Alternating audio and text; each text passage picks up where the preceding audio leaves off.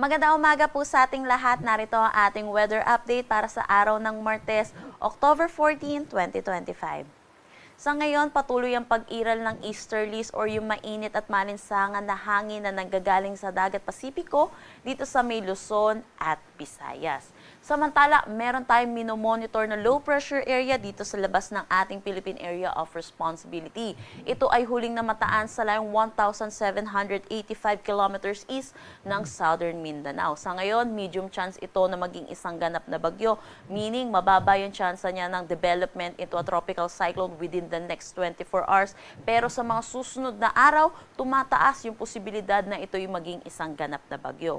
Posible itong pumasok ng ating PAR by Thursday or Friday bilang bagyo at papangalanan natin itong Ramil. So current analysis po natin, posible itong lumapit dito sa may Northern Luzon, kaya inaasahan natin malaking bahagi ng Luzon ang makakaranas ng mga pag-ulan pagdating ng ating weekend. Pero sa ngayon, malayo pa po itong low pressure area natin, so posibleng magbago pa rin po itong track natin.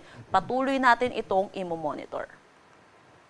Para naman sa magiging panahon natin ngayong araw dito sa Luzon, inaasahan natin. Dito sa may Cagayan Valley, Isabela, malaking bahagi ng Central Luzon, Metro Manila, Calabarzon, Bicol Region, Marinduque at Oriental Mindoro ang maulap na papawiri na may mga kalat-kalat na pag-ulan ngayong araw, dulot ito ng easterlies. Hindi naman po natin inaasahan na tuloy-tuloy itong mga pag-ulan po natin at posible yung moderate to at times heavy po. Samantala, para sa nalalabing bahagi ng Luzon, lalo na dito sa western section ng ating bansa, inaasahan po natin magiging maaliwalas naman ang kanilang panahon, pero asahan din natin yung init at alinsangan, lalo na sa tanghali hanggang hapon, na may mataas na tsansa ng mga localized thunderstorm pagdating sa hapon at sa gabi. Agwat ng temperatura for Metro Manila, 25 to 31 degrees Celsius, Lawag, 24 to 32 degrees Celsius. For Tuguegarao, asahan natin ng 24 to 31 degrees Celsius, Baguio, 17 to 22 degrees Celsius, Tagaytay, 22 to 29 degrees Celsius, at Legazpi, 24 to 31 degrees Celsius.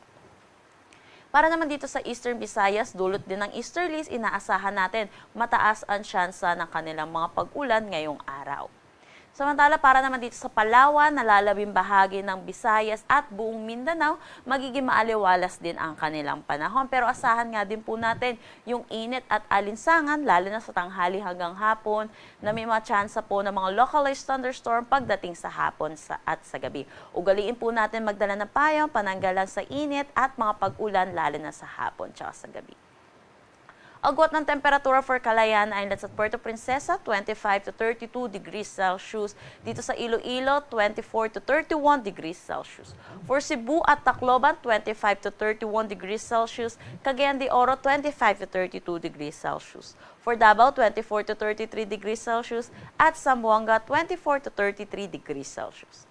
Wala naman tayong nakataas na anumang gale warning sa anumang seaboards ng ating bansa. Ang sunrise natin mamaya ay 5:47 AM at ang sunset natin mamaya ay 5:37 PM.